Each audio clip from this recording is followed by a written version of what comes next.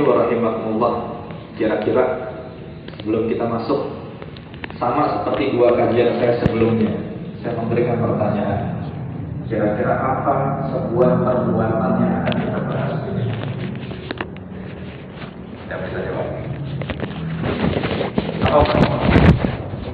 Baca Quran. Yang lain? Kira-kira apa? Ya, kalau kita lakukan, solusi-solusi tadi bisa kita dapati. Kesedihan-kesedihan yang tadi kita sebutkan bisa terhindari. Apa kira-kira? Membantu saudara yang susah. Yang lain? Berzikir, Masya Allah. Yang lain? Ya, jadi perbuatan yang kita lakukan yang dapat membuat kita bahagia itu sederhana. Menurut Islam sederhana. Apa itu? Jika kita ingin bahagia, maka bahagiakanlah orang lain. Jika kita ingin bahagia, maka kita harus apa? Harus membahagiakan orang lain. Jika hidup kita ingin mudah, maka mudahkanlah urusan orang lain. Jika kita ingin mendapat bantuan dalam hidup, maka banyak beri bantuan kepada orang lain. Jika hidup kita ingin mendapatkan pertolongan terus-menerus dari Allah, maka kita harus mau banyak menolong orang lain. Sederhana. Jika kita ingin bahagia, maka kuncinya kita harus membahagiakan orang lain. Nah, maka semangat ini yang harus kita jaga. Sampaikan kepada hati kecil kita, sampaikan kepada anak-anak kita, bahwa kita harus menjadi orang yang ringan tangan membantu orang lain. Kenapa? Karena dengan kita banyak membantu orang lain, maka kita akan diberikan kebahagiaan oleh Allah Subhanahu wa Ta'ala. Maka jangan pernah kita bosan jadi orang baik. Jangan pernah kita jemu membantu orang. Jangan pernah kita pamrih membantu orang kalau ada sesuatu yang kita dapat. Jangan. Kenapa? Ketika kita mengulurkan tangan kepada orang lain, membantu orang lain, ketahuilah ini cara kita bisa menjemput kebahagiaan yang disediakan oleh Allah Subhanahu wa Ta'ala. Kebahagiaan ini yang bisa kita bagi bentuknya banyak. Bentuknya banyak dan masing-masing kita memiliki potensi berbeda-beda. Kita yang punya harta, maka jangan segan membantu orang lain dengan harta kita. Beri makan orang yang lapar, bantu lunasi keluarga kita yang punya hutang, dermakan harta kita, berikan bantuan kepada para penuntut ilmu. Kita bisa berbuat baik dengan harta kita. Kita yang punya potensi tenaga, pikiran, skill, dan keahlian yang lain, bantu orang lain dengan potensi yang kita miliki. Atau misalnya kita punya kemampuan asah golok misalnya, nah, maka bisa bantu orang lain dengan keahlian kita itu, memberikan pendampingan, penyembelihan misalnya, kemudian mengasah golok. Masing-masing punya potensi. Yang mana kalau kita kebaikan kita, Allah memberikan kebaikan tersebut, kebahagiaan tersebut pada diri kita. Allah Subhanahu wa Ta'ala, ikhwan sekalian, menyebutkan tentang kaidah ini di surat Al-Isra ayat yang ke-7. Di surat Al-Isra ayat yang ke-7. Kata Allah Subhanahu wa Ta'ala, "In ahsantum ahsantum li anfusikum wa in asatum falaha." Apa kata Allah Ta'ala? In ahsantum, jika kalian berbuat baik dengan segala potensi kepada orang lain, Maka kata Allah, ahsantum bi anfusikum. Hakikatnya kata Allah, kalian sedang membuat baik, sedang berbuat baik kepada diri kalian sendiri. Allah sebutkan kalau kita buat baik, hakikatnya apa? Kita sedang berbuat baik kepada diri sendiri. Kalau kita nolong orang lain, berarti hakikatnya kita sedang menolong diri kita sendiri. Kalau kita membantu orang lain, maka hakikatnya kita sedang membantu diri kita sendiri. Kalau kita membuat bahagia orang lain, berarti kita sedang membuat bahagia diri kita sendiri. Tapi kata Allah sebaliknya, wa in asaktum falah. Wa in asaktum falah. Tapi sebaliknya kata Allah, jika kalian berbuat buruk, maka keburukan tersebut itu buat kalian sendiri. Jika kalian menyusahkan orang lain, hakikatnya kalian sedang menyusahkan diri sendiri. Jika kalian sedang mengganggu orang lain, hakikatnya apa? Kalian sedang mengganggu diri sendiri.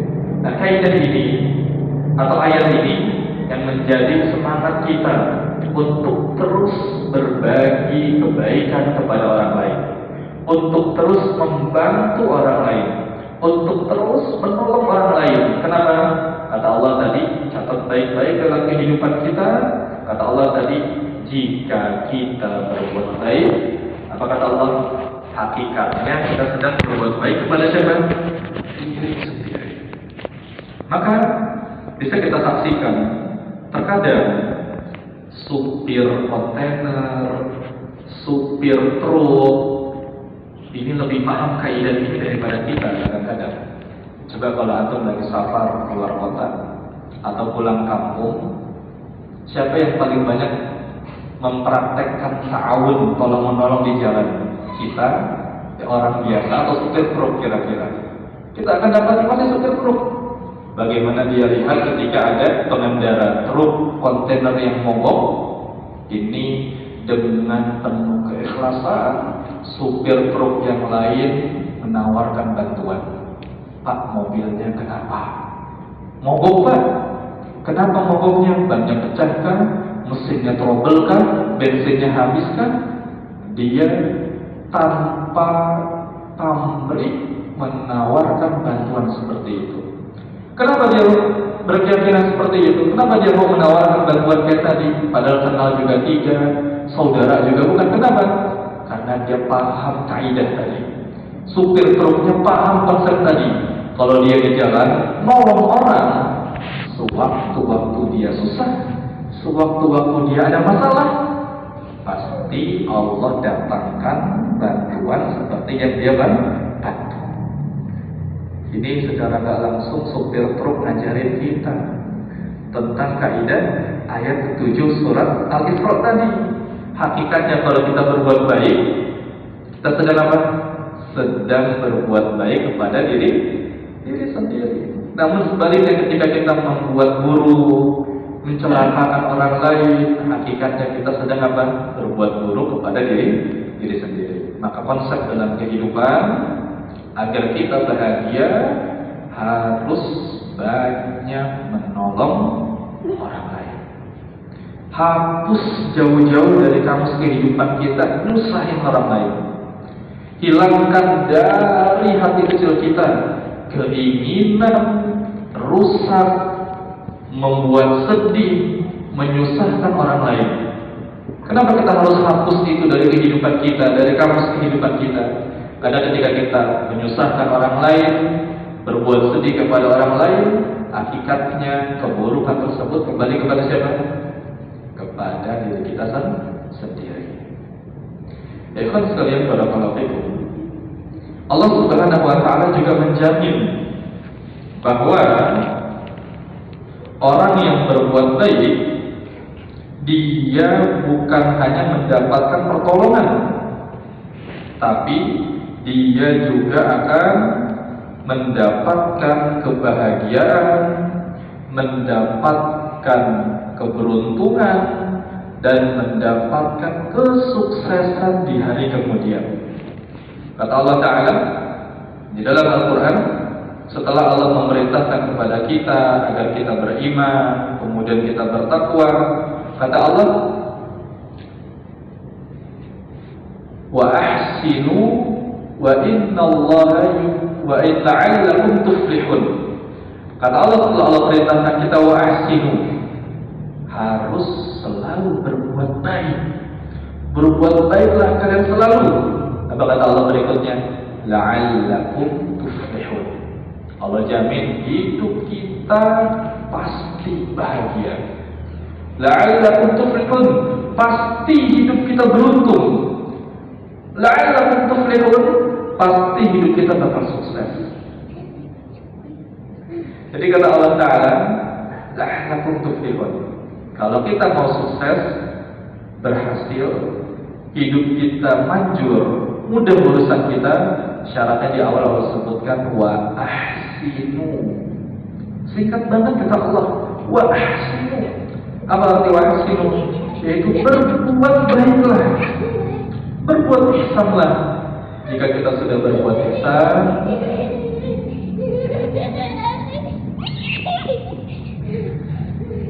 jika kita sudah berbuat ihsan, kita sudah berbuat baik, membantu orang lain, Allah jamin. Ini bukan ustaz yang jamin, bukan para ulama yang jamin, bukan nabi yang jamin, SK langsung dari Allah. Setelah Allah perintahkan kita wa ahsinu, berbuat baiklah, Allah jamin la'allakum tuflihun. Pasti kata Allah kalian bakal bahagia. Nah, maka ikhlas sekalian, tawaran dan jaminan baik inilah yang harus kita ambil, harus kita sambut. Kenapa? Karena tidak ada seseorang yang menjamin sesuatu melainkan pasti merealisasikannya kecuali Allah Subhanahu wa Ta'ala. Kalau manusia janji, pasti ada dustanya. Manusia menjanjikan sesuatu, pasti ada ingkarnya. Manusia menjanjikan sesuatu, pasti ada khianatnya. Tapi kalau Allah menjanjikan sesuatu, menawarkan sesuatu, pasti janji tersebut bakal benar-benar terrealisasi. Berarti ketika Allah janjikan setiap yang berbuat baik bakal bahagia, pasti dia akan mendapatkan kebahagiaan tersebut. Nah, jamaah rahimani wa rahimakumullah. Selain itu, Al-Imam Ibnu Qayyim Al-Jauziyah rahimahullah dalam kitab beliau Hadi Al-Arwah, beliau juga pernah menyebutkan di antara kunci bahagia, di antara tips bahagia yang disampaikan oleh Ibnu Qayyim. Lagi-lagi Ibnu Qayyim menyampaikan tips bahagia itu gak muluk-muluk, gak mesti jalan-jalan yang jauh, gak mesti membranding diri dengan branding tertentu. Apa kata beliau? Kunci bahagia sederhana menurut Ibnu Qayyim adalah miftahu husulir rahmah. Kata beliau, kunci datangnya rahmat, kebahagiaan kepada diri kita, kata beliau ada dua. Ada berapa kuncinya? Ada dua. Apa itu kunci kebahagiaan, turunnya kebahagiaan menurut Ibnu Qayyim? Yang pertama, al-ihsanu fi ibadatil khaliq. Yang pertama adalah apa? Harus baik dalam beribadah kepada Allah. Ini udah pasti. Jadi kata beliau, kalau mau bahagia, ibadahnya diperbaiki. Sholatnya, puasanya, khusyuknya, ketauhidannya, ibadah kepada Allah diperbaiki. Ini satu kaki sudah menginjakkan kepada posisi bahagia. Tapi satu ini belum cukup. Kata beliau, ada kunci kedua yang harus kita gunakan kalau kita mau bahagia. Apa kunci kedua? Kata Imam Ibnu Qayyim, kunci keduanya adalah wasa'yu fi naf'i abidihi.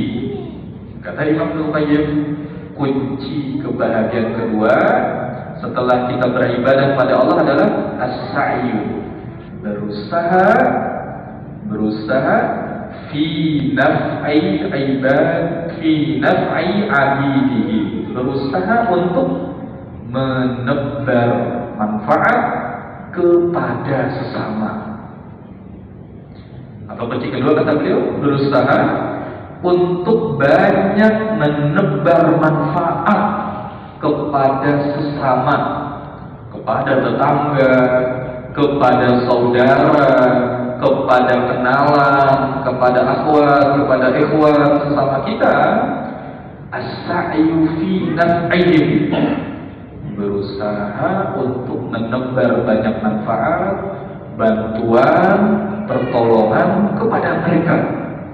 Kata beliau, dua ini kalau kita laksanakan, kita akan husulur rahmah, kita akan mendapatkan rahmat, kebahagiaan dari Allah Subhanahu wa ta'ala. Berapa kunci kebahagiaan kata Ibnu Qayyim? Berarti dua. Satu, harus perbaiki ibadah. Ini udah jelas deh, kita paham. Dan rata-rata orang hanya berhenti sampai sini saja. Tapi ternyata ibadah saja, perbaiki ibadah saja belum cukup untuk bisa bahagia. Yang kedua kata beliau, as-sa'yu fi naf'i abidihi. Kita harus mau apa?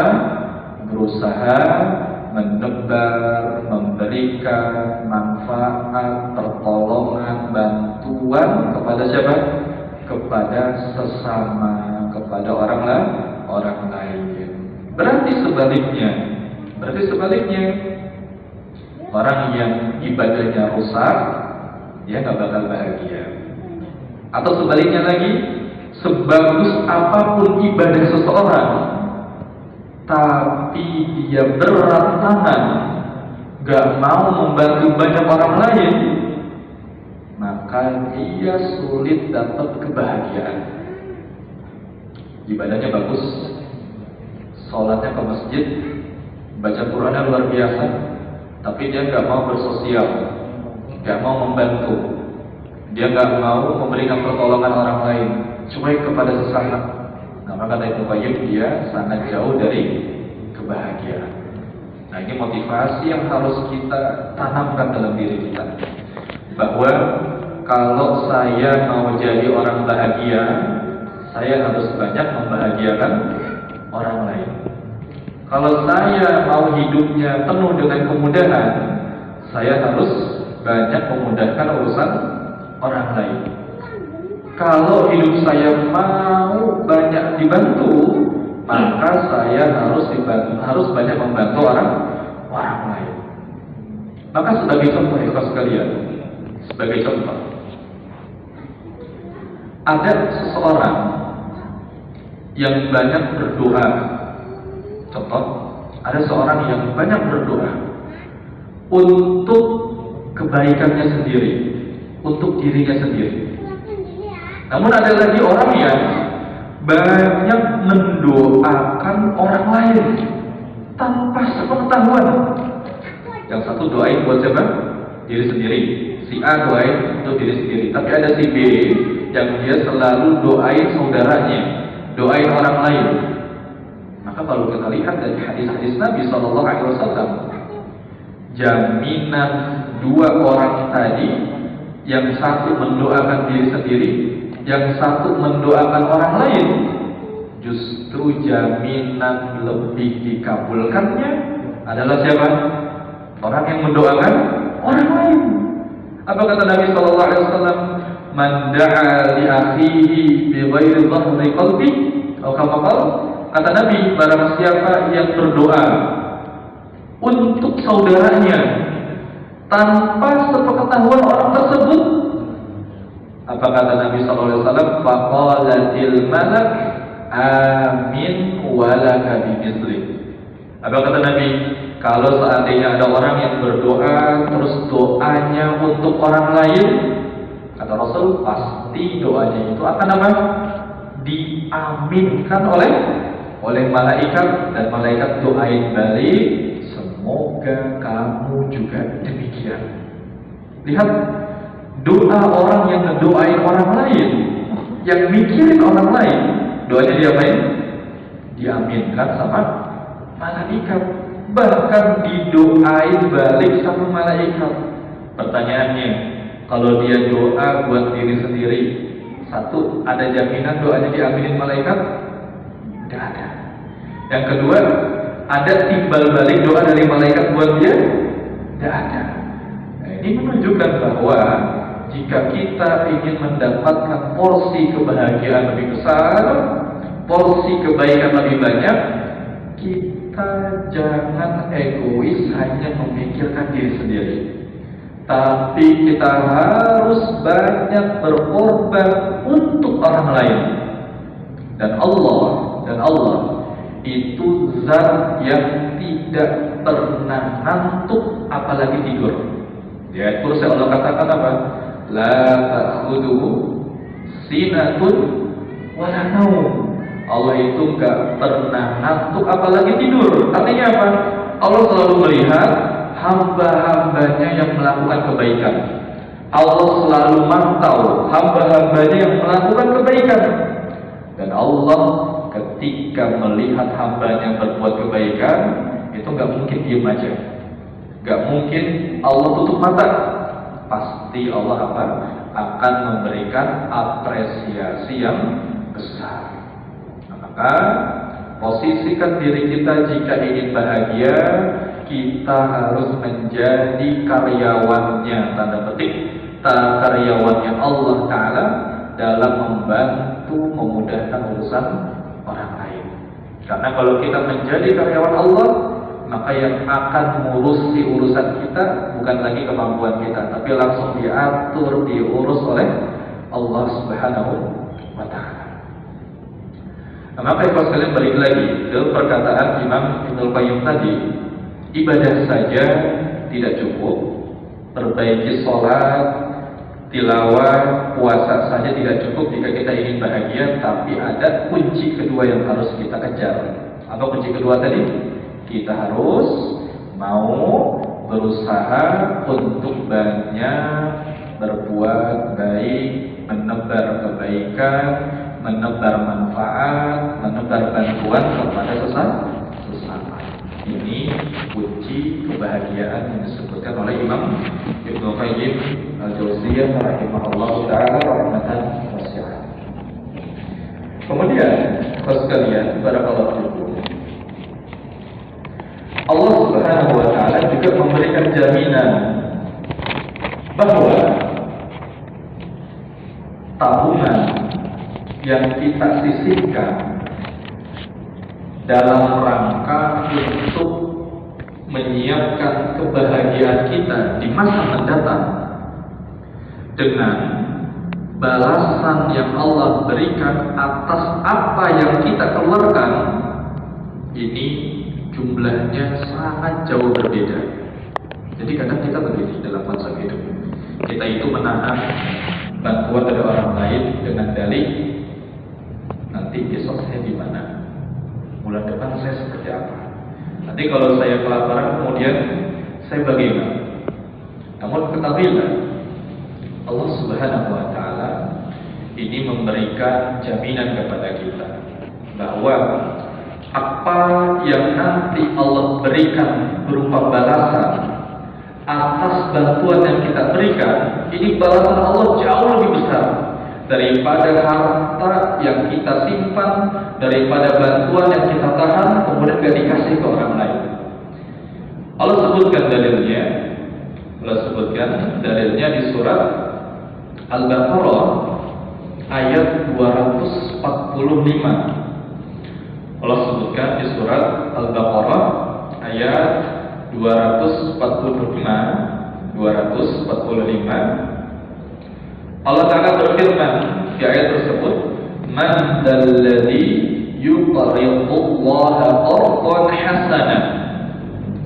Orang-orang yang tanda petik memberikan pinjamannya kepada Allah, kata Allah, Orang-orang yang memberikan pinjamannya kepada Allah, artinya dia membantu orang lain, dia menolong orang lain, dia mendahulukan orang lain, bahkan sampai mengorbankan dirinya sendiri. Apa kata Allah? Fayudha'ifahu lahu ad'afan katsirah. Apa janji Allah? Kalau ada orang yang meminjamkan sesuatu untuk orang lain, berkorban untuk orang lain, kata Allah, fayudha'ifahu lahu ad'afan katsirah. Allah niscaya akan yudha'if, melipat gandakan balasannya. Berapa banyak? Ad'afan katsirah, bahkan dengan pelipat gandaan yang banyak. Dengan pelipat gandaan yang banyak. Jadi sekalian, kalau kita memberikan pinjaman tanda petik berbentuk waktu, berbentuk uang, berbentuk tenaga, berbentuk pikiran yang kita gunakan untuk membantu orang lain karena Allah, maka di ayat tadi kita nggak perlu khawatir. Karena setelah itu kata Allah, fayudha'ifahu lahu, Allah langsung akan memberi balasannya kepada kita. Berapa banyak? Sekali lagi garis bawahi, ad'afan katsirah, dengan balasan yang banyak. Kalau kata orang Jawa, banyak, saking banyaknya berlipat ganda. Tapi syaratnya apa? Syaratnya kita harus yuqridullaha qardan hasanah, harus mau berkorban dulu buat orang lain. Tapi coba kalau kita pikirkan pemahaman sebaliknya, menurut ayat tadi, kalau seandainya seseorang tidak berkorban buat orang lain, kalau seandainya orang tidak mau membantu orang lain, kalau seandainya orang tersebut gak mau berbagi kepada orang lain, menurut ayat tadi, mungkin gak dia dapat balasan dilipat ganda? Mungkin gak? Gak mungkin. Misal dia punya uang 10.000, terus kemudian dia gak bantu orang lain dengan 10.000-nya itu dengan dalih dia masih bingung besok makan apa. Mungkin gak 10.000 itu dilipat gandakan baik nominalnya ataupun pahalanya di hari berikutnya? Dilipat gandakan gak kalau dia gak bantu? Gak mungkin. Tapi kalau seandainya dia punya uang 10.000, terus dia sisihkan untuk orang lain 1.000 saja minimal, maka menurut ayat tadi kata Allah, fayudha'ifahu lahu ad'afan katsirah, Allah akan ganti 1.000 yang dia keluarkan itu dengan balasan yang lebih banyak. Entah rizkinya makin banyak, entah urusannya makin mudah, atau Allah berikan balasan yang besar ketika nanti masuk ke dalam surga Allah Subhanahu wa ta'ala. Maka ibu sekalian, penting kita menumbuhkan semangat untuk jadi orang yang bermanfaat. Kita harus apa? Mau membangun semangat untuk menjadi orang yang bermanfaat. Maka coba sesekali kita sebagai orang tua motivasi anak kita, jangan hanya untuk bercita-cita menjadi sosok-sosok tertentu. Orang tua banyak memotivasi anaknya agar menjadi tentara. Nak, nanti kamu besar jadi polisi. Nak, kamu nanti besar jadi guru. Nak, kamu nanti besar jadi dokter. Nak, kamu nanti besar jadi PNS, jadi pilot, bahkan jadi presiden. Coba kita geser mindset kita. Tanamkan sejak kecil kepada anak kita, nak, Bapak ingin kamu dewasa, Ibu ingin kamu dewasa memiliki cita-cita agar kamu menjadi orang yang bermanfaat. Bentuk itu sejak dari sekarang, sehingga apapun nanti profesinya, mau dokter ke, mau guru ke, mau polisi, tentara, apapun, dia nggak lupa tugas pokoknya, yaitu agar menjadi orang yang bermanfaat. Tanamkan sejak sekarang kepada anak kita cita-cita udah besar nanti agar menjadi sosok yang bermanfaat. Kenapa? Karena ketika ini sudah mulai tertanam, kemudian nanti terrealisasi ketika dewasa, di luar biasa, orang yang bermanfaat buat orang lain, itu dikasih stempel oleh Rasulullah SAW sebagai sosok manusia termulia. Jadi Nabi pernah menyebutkan orang yang mulia, sosok manusia yang paling mulia itu bukan orang yang paling dermawan, bukan orang yang paling banyak sholatnya, bukan orang yang paling banyak puasanya, bukan orang yang paling banyak hafalan Qur'annya. Tapi kata Nabi SAW, siapa yang paling baik, siapa yang paling mulia? Kata Nabi, khairun nas anfa'uhum linnas. Kata Nabi, semulia-mulianya manusia, sosok yang paling mulia adalah siapa? Anfa'uhum linnas, sosok manusia yang paling bermanfaat untuk orang lain. Itu manusia yang paling mulia menurut Rasulullah SAW. Jadi bangun itu sejak dari awal, sampaikan kepada anak kita, samakan keinginan kita dengan mereka, selaraskan bahwa cita-cita yang harus dibentuk sejak sekarang ketika nanti kamu dewasa adalah abi, ayah, bapak mau kamu jadi orang yang bermanfaat. Karena kalau anak kita bermanfaat, dimanapun hidup dia gak bakal susah, dia gak bakal sedih, bahkan mohon maaf gak bakal belangsat hidupnya. Kenapa? Karena Nabi sendiri yang menjamin khairun nas, dia bakal jadi manusia paling mulia. Tapi syaratnya apa?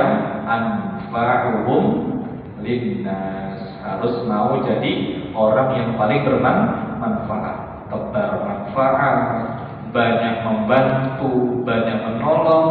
Ini kiat untuk bisa mengangkat kita menjadi sosok yang paling mulia di sisi Allah menurut Nabi Sallallahu Alaihi Wasallam. Makanya ikhlas sekalian, ada pepatah bahasa Arab, ada pepatah bahasa Arab yang masyhur, sudah tersebar dan ini disampaikan sering di buku-buku, di kitab-kitab para ulama. Sebutkan bahwa dalam bahasa Arab ada sebuah pepatah, man as'adun nas, atau as'adun nas man as'adun nas. Pepatahnya apa? As'adun nas man as'adun nas.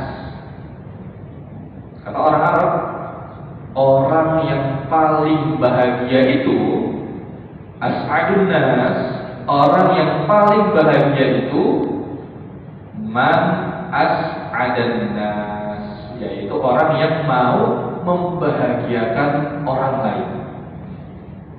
Siapa orang yang paling bahagia menurut orang Arab? Yaitu orang yang mau membahagiakan orang lain. Jadi orang Arab pun yakin sejak zaman dulu bahwa ketika dia banyak ngasih manfaat, membahagiakan orang lain, dia akan menjadi as'adun nas, bakal menjadi sosok yang paling bahagia. Berarti sebaliknya, orang yang gak mau menolong orang lain, orang yang gak mau membantu orang lain, orang yang gak mau membahagiakan orang lain, akan dia bakal dapati dia gak akan menjadi manusia yang paling bahagia. Ini spirit yang dibawa oleh agama kita, bahwa jika hidup kita ingin bahagia, itu gak muluk-muluk, gak susah. Kita istiqomah saja jadi orang baik, maka Allah akan jadikan kita bahagia. Kita istiqomah saja menolong orang lain, kita akan bahagia. Kita istiqomah saja membantu orang lain, kita akan menjadi orang yang bahagia. Dan dalam ilmu psikologi, orang yang banyak kasih, orang yang banyak bantu, hatinya itu bakal lapang, hatinya itu bakal luas. Tapi sebaliknya, orang yang pelit, jarang mau ngasih, atau ketakutan akan hari esok, dia akan menjadi orang yang memiliki dada sempit. Maka pilihan ada di tangan kita. Kita mau punya hati lapang, badan sehat, fisik gemuk, atau mau menjadi orang yang hati sempit, badan kurus, kemudian kita nggak berkembang, maka itu pilihan ada di tangan kita. Jika kita mau hati lapang, badan sehat, fisik normal, maka jadi orang yang banyak ngasih orang lain. Tapi sebaliknya, ketika kita mau begitu-begitu saja, silahkan kita jadi orang yang berleha. Nah, maka balik lagi ke pepatah tadi, kata orang Arab, as'adun nas man as'adan nas. Orang yang paling bahagia adalah orang yang paling mau membahagiakan orang lain. Ya, ini mukadimahnya panjang ya. Ini mukadimah sebagai gambaran tentang amaliyah yang bisa membuat kita bahagia. Amaliyah yang bisa membuat kita bahagia, hidup kita bahagia, cuma satu. Menurut kajian kita hari ini, yaitu kita harus membuat orang lain bahagia. Harus mau menolong orang lain bahagia. Harus mau membantu urusan orang lain. Sudah ketahuan berarti jawabannya. Apa jawabannya Pak? Biar kita bisa membuat hidup kita bahagia. Jawabannya adalah kita harus jadi orang yang banyak bantu